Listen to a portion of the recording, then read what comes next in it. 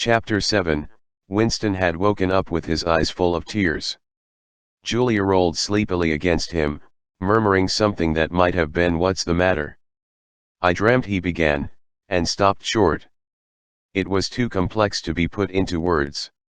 There was the dream itself, and there was a memory connected with it that had swum into his mind in the few seconds after waking. He lay back with his eyes shut, still sodden in the atmosphere of the dream. It was a vast, luminous dream in which his whole life seemed to stretch out before him like a landscape on a summer evening after rain. It had all occurred inside the glass paperweight, but the surface of the glass was the dome of the sky, and inside the dome everything was flooded with clear soft light in which one could see into interminable distances. The dream had also been comprehended by indeed, in some sense it had consisted in a gesture of the arm made by his mother, and made again 30 years later by the Jewish woman he had seen on the news film, trying to shelter the small boy from the bullets, before the helicopter blew them both to pieces. "Do you know," he said, "that until this moment I believed I had murdered my mother." "Why did you murder her?" said Julia, almost asleep. "I didn't murder her. Not physically." In the dream he had remembered his last glimpse of his mother, and within a few moments of waking the cluster of small events surrounding it had all come back. It was a memory that he must have deliberately pushed out of his consciousness over many years. He was not certain of the date, but he could not have been less than 10 years old, possibly 12, when it had happened. His father had disappeared some time earlier, how much earlier he could not remember. He remembered better the rackety, uneasy circumstances of the time, the periodical panics about air raids and the sheltering in tube stations, the piles of rubble everywhere, the unintelligible proclamations posted at street corners, the gangs of youths in shirts all the same color, the enormous queues outside the bakeries, the intermittent machine gun fire in the distance, above all, the fact that there was never enough to eat. He remembered long afternoons spent with other boys in scrounging round dustbins and rubbish heaps, picking out the ribs of cabbage leaves, potato peelings, sometimes even scraps of stale bread crust from which they carefully scraped away the cinders, and also in waiting for the passing of trucks which traveled over a certain route and were known to carry cattle feed, and which, when they jolted over the bad patches in the road, sometimes spilt a few fragments of oil cake. When his father disappeared, his mother did not show any surprise or any violent grief, but a sudden change came over her. She seemed to have become completely spiritless. It was evident even to Winston that she was waiting for something that she knew must happen. She did everything that was needed: cooked, washed, mended, made the bed, swept the floor, dusted the mantelpiece, always very slowly and with a curious lack of superfluous motion, like an artist's lay figure moving of its own accord. Her large shapely body seemed to relapse naturally into stillness. For hours at a time she would sit almost immobile on the bed, nursing his young sister, a tiny, ailing, very silent child of 2 or 3, with a face made simian by thinness. Very occasionally she would take Winston in her arms and press him against her for a long time without saying anything. He was aware, in spite of his youthfulness and selfishness, that this was somehow connected with the never-mentioned thing that was about to happen. He remembered the room where they lived, a dark, close-smelling room that seemed half filled by a bed with a white counterpane. There was a gas ring in the fender, and a shelf where food was kept, and on the landing outside there was a brown earthenware sink, common to several rooms. He remembered his mother's statuesque body bending over the gas ring to stir at something in a saucepan. Above all he remembered his continuous hunger, and the fierce sordid battles at meal times. He would ask his mother naggingly, over and over again, why there was not more food. He would shout and storm at her. He even remembered the tones of his voice, which was beginning to break prematurely and sometimes boomed in a peculiar way, or he would attempt a snivelling note of pathos in his efforts to get more than his share. His mother was quite ready to give him more than his share. She took it for granted that he, the boy, should have the biggest portion, but however much she gave him he invariably demanded more. At every meal she would beseech him not to be selfish and to remember that his little sister was sick and also needed food, but it was no use. He would cry out with rage when she stopped ladling, he would try to wrench the saucepan and spoon out of her hands, he would grab bits from his sister's plate. He knew that he was starving the other two, but he could not help it, he even felt that he had a right to do it. The clamorous hunger in his belly seemed to justify him. Between meals, if his mother did not stand guard, he was constantly pilfering at the wretched store of food on the shelf. One day a chocolate ration was issued. There had been no such issue for weeks or months past. He remembered quite clearly that precious little morsel of chocolate.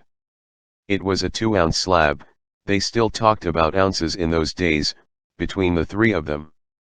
It was obvious that it ought to be divided into 3 equal parts. Suddenly, as though he were listening to somebody else, Winston heard himself demanding in a loud booming voice that he should be given the whole piece.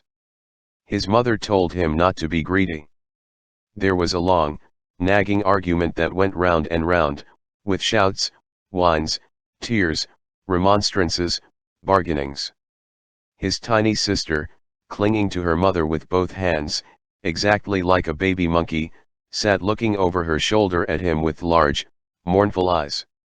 In the end his mother broke off 3/4 of the chocolate and gave it to Winston, giving the other quarter to his sister.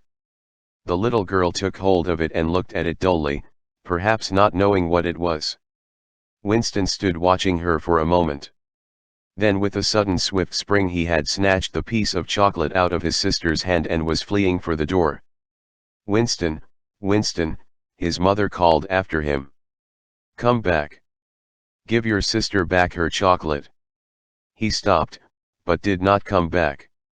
His mother's anxious eyes were fixed on his face. Even now he was thinking about the thing, he did not know what it was that was on the point of happening. His sister, conscious of having been robbed of something, had set up a feeble wail. His mother drew her arm round the child and pressed its face against her breast. Something in the gesture told him that his sister was dying. He turned and fled down the stairs, with the chocolate growing sticky in his hand. He never saw his mother again.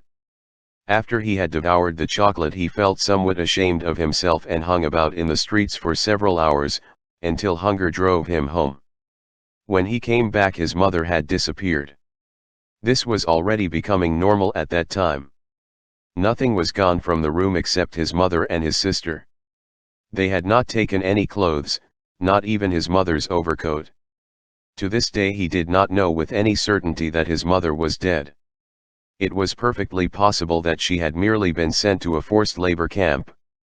As for his sister, she might have been removed, like Winston himself, to one of the colonies for homeless children, reclamation centers, they were called, which had grown up as a result of the Civil War, or she might have been sent to the labor camp along with his mother, or simply left somewhere or other to die.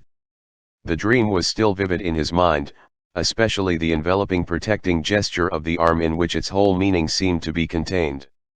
His mind went back to another dream of 2 months ago. Exactly as his mother had sat on the dingy white quilted bed, with the child clinging to her, so she had sat in the sunken ship, far underneath him, and drowning deeper every minute, but still looking up at him through the darkening water. He told Julia the story of his mother's disappearance. Without opening her eyes she rolled over and settled herself into a more comfortable position. "I expect you were a beastly little swine in those days," she said indistinctly. "All children are swine." "Yes." But the real point of the story, from her breathing it was evident that she was going off to sleep again. He would have liked to continue talking about his mother.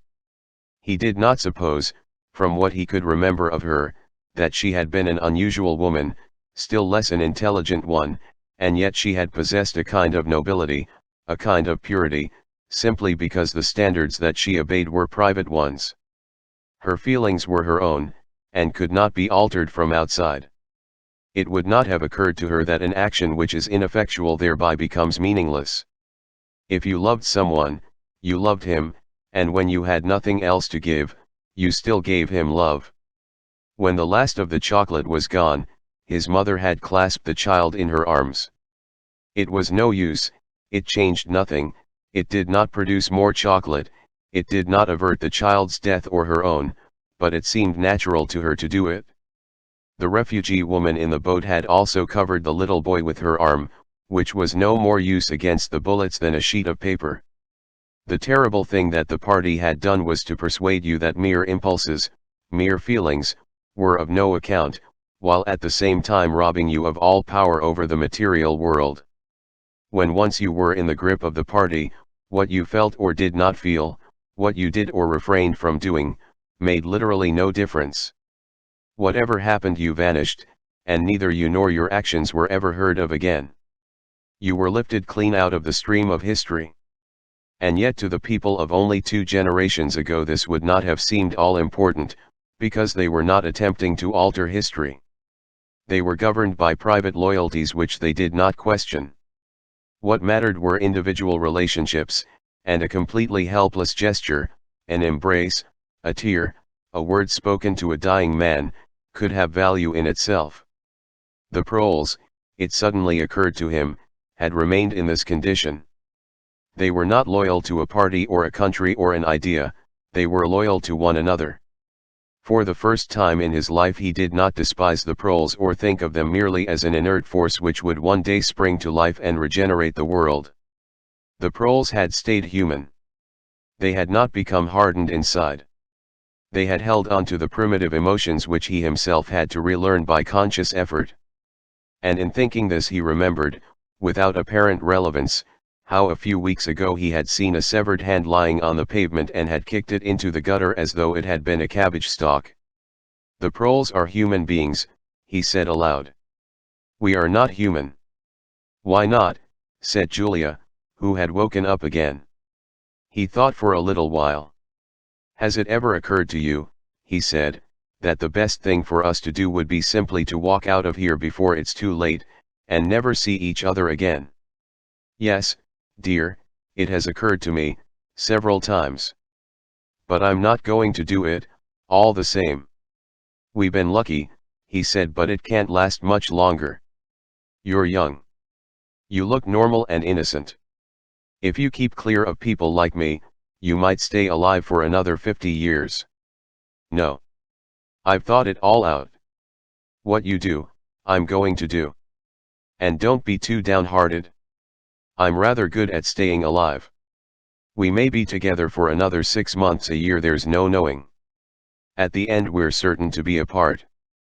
Do you realize how utterly alone we shall be? When once they get hold of us there will be nothing, literally nothing, that either of us can do for the other.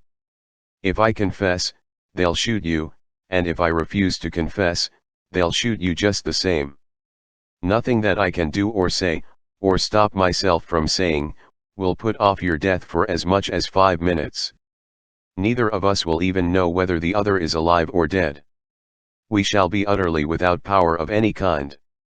The one thing that matters is that we shouldn't betray one another, although even that can't make the slightest difference. If you mean confessing, she said, we shall do that, right enough. Everybody always confesses. You can't help it. They torture you. I don't mean confessing. Confession is not betrayal. What you say or do doesn't matter, only feelings matter. If they could make me stop loving you, that would be the real betrayal. She thought it over. They can't do that, she said finally. It's the one thing they can't do. They can make you say anything, but they can't make you believe it. They can't get inside you. No, he said a little more hopefully, no, that's quite true. They can't get inside you. If you can feel that staying human is worthwhile, even when it can't have any result whatever, you've beaten them. He thought of the telescreen with its never-sleeping ear. They could spy upon you night and day, but if you kept your head you could still outwit them. With all their cleverness they had never mastered the secret of finding out what another human being was thinking. Perhaps that was less true when you were actually in their hands. One did not know what happened inside the Ministry of Love, but it was possible to guess: tortures, drugs, delicate instruments that registered your nervous reactions, gradual wearing down by sleeplessness and solitude and persistent questioning. Facts, at any rate, could not be kept hidden. They could be tracked down by inquiry, they could be squeezed out of you by torture. But if the object was not to stay alive but to stay human, what difference did it ultimately make? They could not alter your feelings, for that matter you could not alter them yourself, even if you wanted to. They could lay bare in the utmost detail everything that you had done or said or thought, but the inner heart, whose workings were mysterious even to yourself, remained impregnable.